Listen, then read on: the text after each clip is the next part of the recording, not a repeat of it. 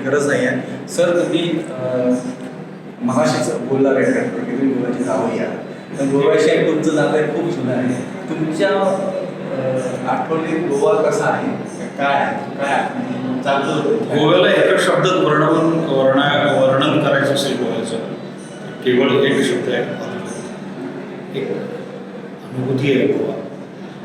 आज कोरोनानंतर इथे सगळेच भारतातून सगळेच येऊन राहायला लागले. त्याचं कारण इथेच आहे, सृष्टीनं खूप दिले, निसर्गानं खूप दिलं गोव्याला. तो निसर्गरम्य गोवा मला खूप आवडतो, अत्यंत आवडतो. प्रत्येक वेळेला येत असतो, अगदी इफीला तर येतोच, पण इफी व्यतिरिक्त सुद्धा येत असतो. माणसे खूप छान आहेत, खूप आवडतात, सगळी मस्त असतात. दिवाळीनंतर इथे फेस्टिव्ह सीझन असतो. तुमच्या आठवड्यात कसा फेस्टिव्ह सीझन आहे का, तुम्ही कुठला अटेंड केला असेल? मी दिवाळी केले नरकासूर, आणि आता तर त्या नरकासुराचं सगळं स्वरूप बदललेलं आहे. पण प्रत्येक एकतर देवभोळी माणसं इकडची देवस्थान, म्हणजे प्रत्येक उत्सव हा असा अद्भुत असतो इकडचा. म्हणजे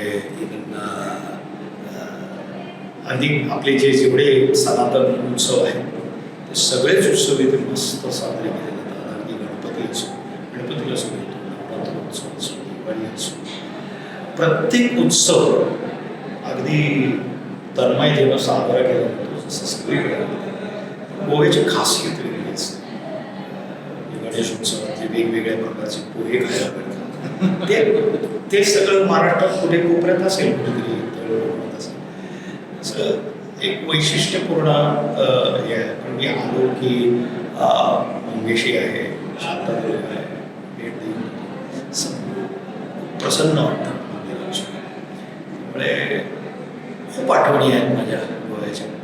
आणि काय माहिती काय एक असं एक तार जोडली गेली माझी इकडे. मला आवडतं. तुम्ही सर इफ्फीमध्ये ज्युरी म्हणून न्यावी आला. बाबा बोरकरांची जी वर्णनं आहेत ना नैसर्गिक जेवढी, ती नुसती ऐकली तरी गोवा असा भारत आहे ना.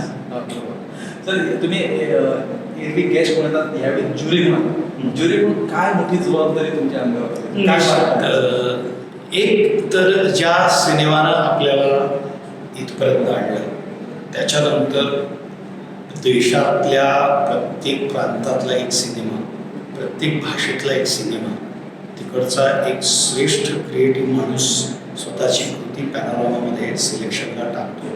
त्यातले 365 फिल्ममधून 25 फिल्म म्हणजे मेनस्ट्रीमच्या 5 हिंदी फिल्म इंडस्ट्रीतल्या आणि 20 इतर अशा 25 फिल्म सिलेक्ट करायच्या असतात.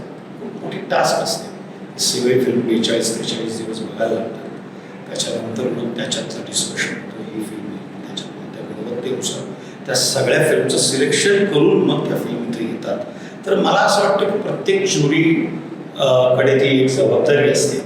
कारण प्रत्येक टॅलेंट, चांगला टॅलेंट, चांगली क्रिएटिव्हिटी ही विश्वाला बघायला मिळावी, त्याच्यासाठी हा इंटरनॅशनल फिल्म फेस्टिवलचा प्लॅटफॉर्म आहे. आणि मला असं वाटतं की ह्या वेळेला खूप चांगल्या फिल्म झाल्या. त्याच्यातनं विशेष करून आज ओपनिंग फिल्म आहे सावरकर. स्वातंत्र्यवीर सावरकरांसारखी एखादी व्यक्ती शतकातून एकदा जन्माला येते, ज्याने आपलं सर्वस्व समर्पित केलं त्याला असं म्हणतं. म्हणजे त्या फिल्ममधल्या सावरकरांचं जे कष्ट आहे ते तुम्हाला असं लागतं. म्हणजे मी जरी फिल्ममध्ये काम केलं असलं, जरी अभिनेता असलो तरी सुद्धा पाहून आपल्याला जर इतकं दुःख होतं, तर त्या स्वातंत्र्यवीरांनी काय सोसलं असेल स्वतःला. त्यांचं सर्व कुटुंब, म्हणजे स्वतःची भावंड, स्वतःचा मुलगा गेला, हे सगळं त्या फिल्ममध्ये असं दिसतं की काय सोसलं असेल त्याने. त्या वेदना आपल्याला जाणवतात. इतका अप्रतिम चित्रपट तो बनला आहे. 370 आहे. त्याच्यानंतर एक जिगर ठंडा म्हणून पिक्चर आहे. तो सिनेमाची गोष्ट, commercial cinema, world class cinema बनला आहे. 370 बनवणारा आपल्या गोव्यातलाच मुलगा आहे जांभळे जांभळे खूप छान काम केलं आहे त्याने. इतकं जबरदस्त फिल्म बनवली आहे. प्रथम पदार्पणात एवढी मोठी फिल्म बनवली आहे. काय जाण आहे त्याची. सो अशा खूप फिल्म आहेत. म्हणजे मंजुमल बॉईज आहे. प्रत्येक भाषेत म्हणजे नॉर्थ ईस्टच्या फिल्म्स आहेत, मराठी फिल्म आहे, खूप चांगल्या फिल्म्स आहेत. ते करताना एक जबाबदारी म्हणून जबाबदारी ही आहे की चांगली फिल्म आली पाहिजे. ते खूप एक आनंदाचा क्षण आहे की हा उत्सव आज सुरू झाला आहे आणि त्याचं एक शेवटचा प्रश्न सर, आदित्य जांभळे तुम्ही नाव तुम्ही उल्लेख केला, असे खूप नवीन डिरेक्टर्स ते म्हणजे त्यांचे पदार्पण आता एसपीच्या निमित्तानं किंवा हल्लीच्या काळात झाले. ह्या नवीन डिरेक्टर्सकडे पाहून तुम्हाला काय वाटतं, त्यांच्याकडे काय खूप टॅलेंटेड आहे ही पिढी. या पिढीनं विश्व असं क्लोज आलेलं बघितलं आहे.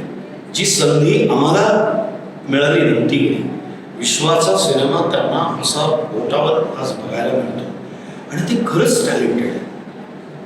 त्याच्यामुळे मी निश्चित मानतो की भारतीय सिनेमा हा विश्वाला चांगल्या कंटेंट आधीपासून देत आला आहे. आता उलट टेक्नॉलॉजीच्या दृष्टिकोनातून म्हणा, स्टोरी टेलिंगच्या दृष्टिकोनातून म्हणा किंवा इतर टेक्निकच्या दृष्टिकोनातून म्हणा, ही पिढी खूप सजग आहे, खूप बुद्धिमान आहे आणि मला असं वाटतं की भारतीय सिनेमा हा खूप मोठी उंची जी आहे त्याच्यापेक्षाही मोठी उंची गाठेल याच्या. तुम्ही सावड पण बघितलं असेल आता इंडियन मला वाटतं ती माझ्या पॅनलमध्ये नव्हती, काही पॅनलमध्ये होते त्याच्यानंतर मग त्याचं लक्ष. थँक्यू मनोज जोशी सर की तुम्ही मला आम्हाला वेळ दिला. हे होते मनोज जोशी सर, ज्यांना तुम्ही सगळे ओळखतात, सगळ्यांनी एवढं प्रेम दिलं.